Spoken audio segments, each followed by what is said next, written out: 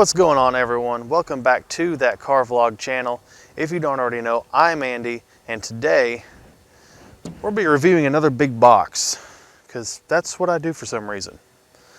Also, this video will serve to test my new wireless mic system that I'm shooting with right now, so hopefully both of those things go good today. This here next to me is a 2019 Chevy Express van box truck, more commonly known maybe as a 3500 level, based directly off of the cargo vans of the exact same body style. This is still only the first generation of the Express van, but it's the facelifted edition that's been running since 2003. So a 16-year run of pretty much the same body style with minor updates. For a while they had some sealed beam headlights in this area here with the same turn signal design, and now we've got this more stylized dual beam setup, which I actually do really like the look of a lot better. If we open the hood on this truck, we'll see tucked way back in there, pretty much underneath the dash, is a 6-liter V8 Vortec engine. Now, I tried to look up some power numbers, and the best I could find was 300 plus horsepower out of this thing. But a very stout engine, very good reliable engines. I've driven multiple trucks with this motor in them, you know, since it's kind of my job driving around in these things, and I've been placed in a few of them. And they're great engines, full of power, full of torque. Really, really good engine. Mated to that is a 6-speed automatic. Now, anyone who's seen any of my previous videos knows that for a while I was driving around in a 2018 Isuzu NPR HD, which shares this engine and transmission with this truck. Widely used across the GM lineup of heavy-duty vehicles, mainly these big commercial trucks, obviously, and they're just really stout pieces of equipment. Now, the vans, it's not my favorite layout. Thankfully, I don't have to work on these things, because when we have the giant cylindrical air filter right here up front, have this odd coolant reservoir that kind of like bolts in here and sticks in here, and just kind of a bridge in between. It's really wild. And in classic GM style, a side post battery, even though there's more than enough room for a top post. But I am very glad I don't have to work on these things, because it's way back in there and it has to be accessed from the interior to do most of the work.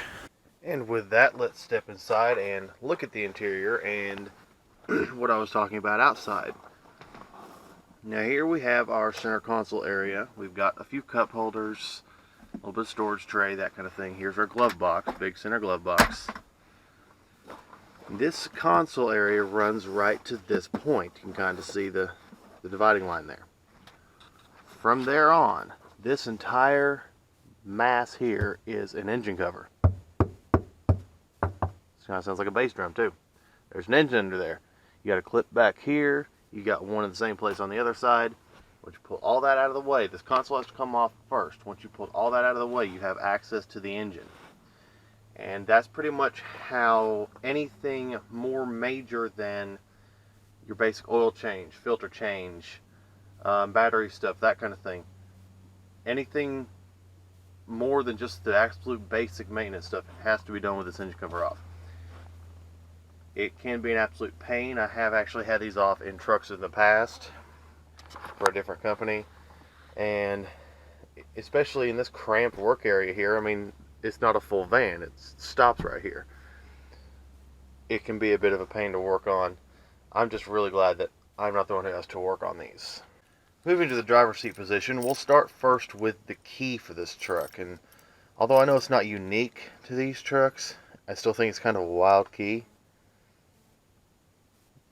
You know, definitely unlike anything I've ever used before. Obviously it serves the same purpose, it's just cut way differently. I don't know, I think it's kind of neat. That's who I am. If we start at the door, nothing interesting. It's a work truck. It's a box truck. It's got crank doors and manual locks, or crank windows, and manual locks. I don't know why it said doors.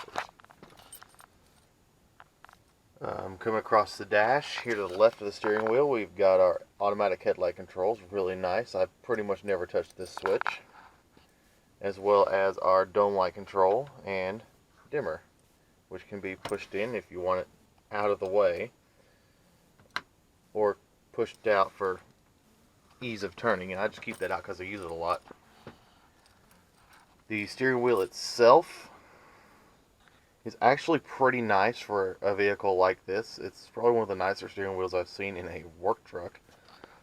You got what appears to be some sort of stitched leather, and if it's not leather, please don't tell me. I'd love to believe that it is. These plastic inserts, I think, are kind of like a simulated brushed aluminum almost. Kind of a little more classy. Looks a little bit better in my opinion. On the steering wheel we have cruise control settings. Here's our up and down, cancel, and this is actually the power switch. We push that button, the little orange light comes on, and pushing it turns off. On this side we have our stereo controls with Bluetooth phone on these two buttons, and on the back side we have our up and down volume controls. I really like these. My phone's already synced to this. I get a call, it comes to the radio. I really do like this. Alright, over here, a little further up, closer to the gauge cluster, we have 4 buttons used for navigating this little display here underneath the speedometer. So let's go ahead and I'm going to go ahead and start the truck up. And let's start with this top button, which is pretty much trip info. We push that. Here we have our overall mileage. We have trip A and trip B. We have how much the truck believes it's going to go on the current amount of fuel in the tank. Our current average MPG, which is yeah. So far we have lifetime fuel used for the truck, which I've never seen before, and I guess it's kind of cool. I'm not sure exactly why they put it in there. Maybe if owner wants to be able to keep track of how much fuel exactly is going through his trucks, truck by truck. I guess he could do this. Really kind of cool. So since this thing rolled off the line, it's burned through 552 gallons of gas. Here we have, I'm guessing, a trip timer. If I push the little check mark button at the bottom, it'll actually start the timer rolling. And then I can just push it again to turn it off, to stop it, and hold it to reset. And it just takes a few seconds, and there it is. Push that trip button again, we have the average speed. I've never understood why anybody bothers putting this in a car. And we have a digital tachometer, which I actually kind of like. Especially considering that these vans have never had an analog tachometer. They've always just had the big center speedo and these 4 smaller gauges surrounding it. And there might have been some sort of digital display down below, but this is actually the most advanced one they've had, and it has that digital tach. I really like it. Now if we come to the second button here, we have vehicle information. So if we hit that, it's going to tell us our oil life. We can change between English and metric units, and we can see how many hours our engine has been running, like a piece of farm equipment. That's all for that one.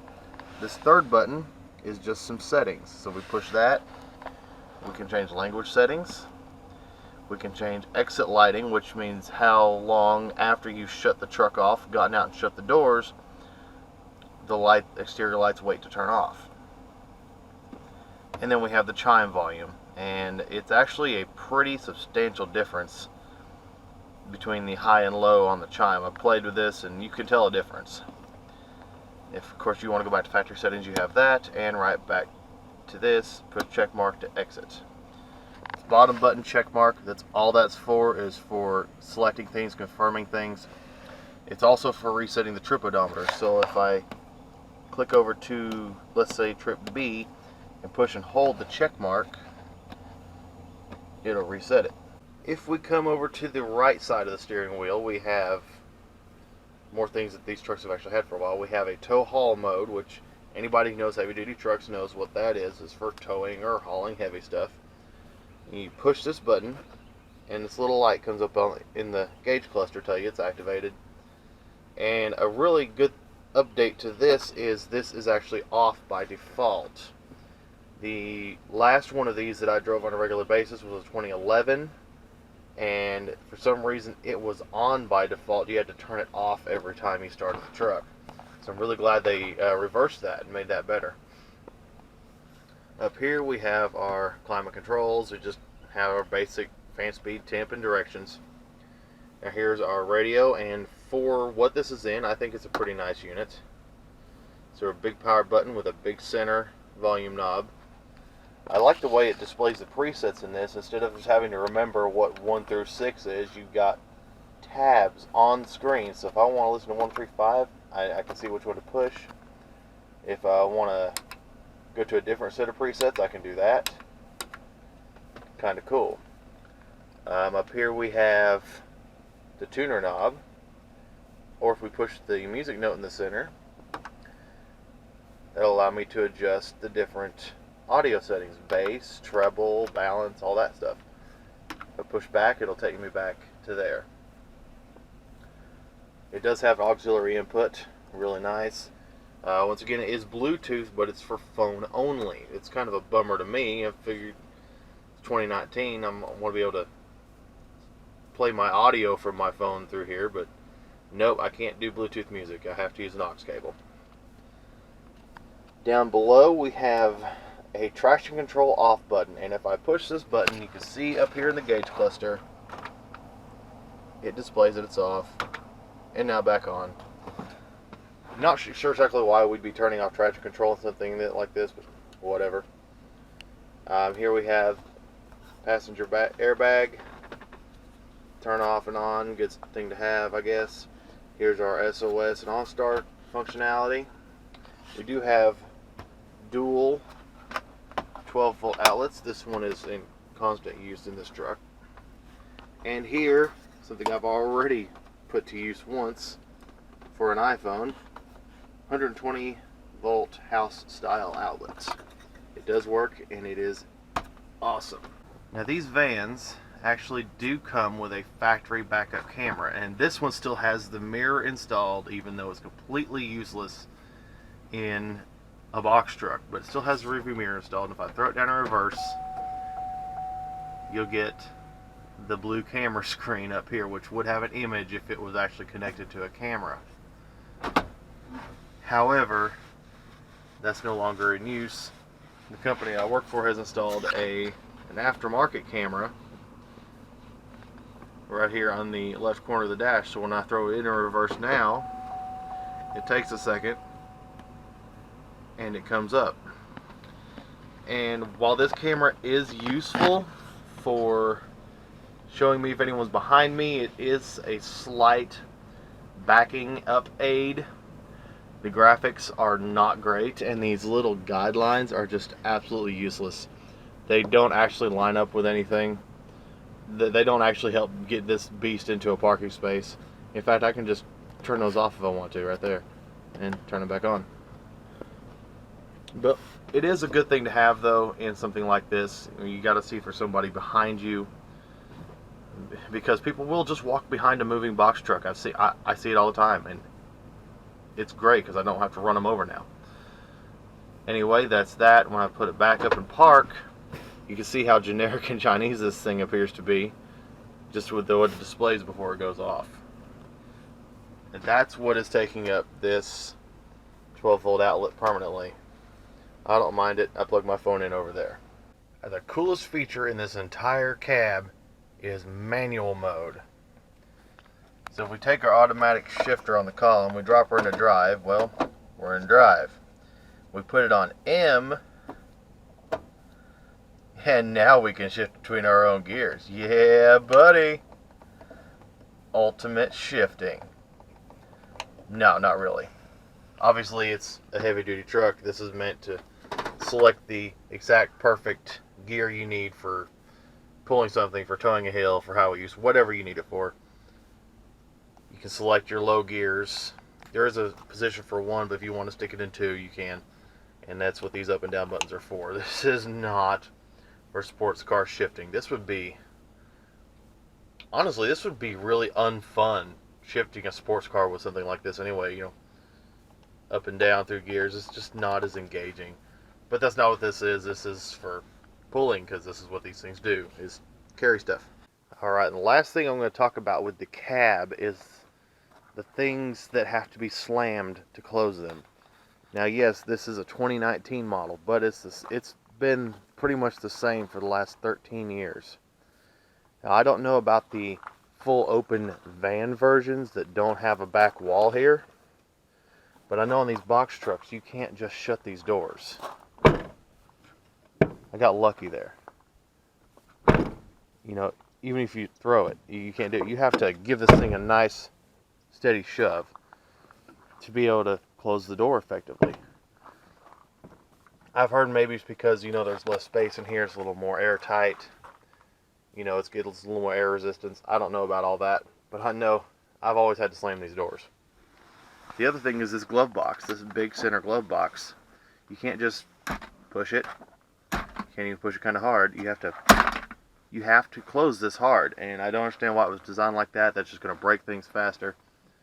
And most of these trucks that I've driven with age, these things don't close anymore. Kind of shame. I wish they would have redesigned that somehow, but that's how it is. It's how it's been for 13 years so far. I can't do a box truck review without talking about the back of the truck and this awesome back deck that was installed on this particular one and a lot of the ones the company uses. It's great. Real easy, just climb right up in, climb right back out, and something else, if you'll excuse me.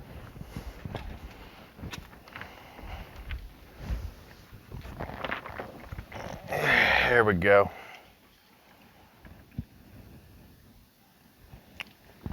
Yeah, it's the stuff. Life is good. Alright, another thing I really like about this truck in particular is the taillights that they put on this truck. So if we turn them on, here we'll see how they're laid out as just the running lights, the taillights. Of course, these are also the brake lights, and they're also the signals. But I like how they've integrated the 4 white dots in for the backup lights, like so. Really, really good look. I think it's with the times, it's kind of futuristic. It really does look really good. It throws out a lot of light, and it really, I can actually see behind me pretty well. So I really like what they've done here.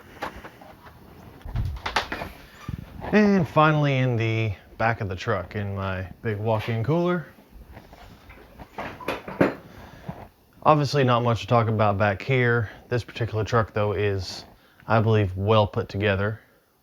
Have nice metal aluminum shelves instead of the crappy wood things that I used to use, and they're well laid out for carrying cases full of drinks and tubs full of snacks. I am a vending machine guy, so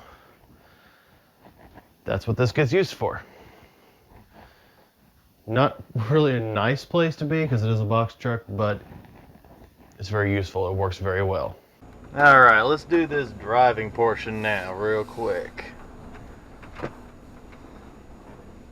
So, what is it like driving one of these things? Well, it's like driving a giant truck, if you can imagine. But really, it's actually not that bad. Now, you know, of course, if you're new to, you know, driving box trucks, you're going to think, oh my God, what am I doing? I know I did. But once you get the hang of it, these things are nothing to drive. It's pretty much like driving a car. You just got to remember it's a little bit longer, it's a little bit wider. And you just got to pay attention when you're maneuvering parking lots and stuff. But, I mean, otherwise, this is not an intimidating truck to drive whatsoever. In my opinion, it's actually a lot nicer of a truck to drive if you compare it to the Isuzu NPR I was driving before this. Anybody who's seen any previous videos has maybe seen that video. If you haven't, you can go back and check it out. I did a full walk around of the 2018 NPR HD that I was driving for this same job. But anyways, it's a much more comfortable vehicle for a box truck. That NPR, every little bump would just beat the tar out of you, rattle every bone in your body. And you know, I'm not old by any means, but it makes you feel old when you get out of it. It's just not fun. This has got a better ride. It's more comfortable, and yet it can still haul a substantial amount of weight in the back. And that to me is the total package. When you drive something 6 days a week, you know, and you're in it more than any of your personal vehicles, you want it to be at least somewhat comfortable. As far as getting in, it's also much easier than the Isuzu. The cab isn't quite as high up off the ground because the engine isn't underneath the cab, so it's not as much of a climb, which is really nice. It doesn't wear on your knees and arms and such from having to climb up over the wheel and everything into the NPR. Out front, you can probably tell we have a huge range of front visibility, decent side windows. Obviously, visibility is a problem in something like this because you've got a giant box behind you and the rear view mirror is absolutely useless. But it's got these nice big side mirrors that actually they're really nice. I can pretty much see anything behind me. It's got the big spot mirror down on the bottom, and it really works well for backing up, for merging, that kind of thing. I think GM did a pretty good job with these trucks, and since they continue to make them, they'll hopefully continue doing a pretty good job with these trucks. I've found that these engines, these 6-liter engines, are actually pretty reliable. Like I said earlier, it does share this engine and 6-speed transmission with the Isuzu NPR HD that I was driving. And I've seen these engines running with upwards of 300,000 miles on them in my personal experience, and still running halfway decent. And just like anything else, you got to take care of it. And it'll last you quite a while. These things have.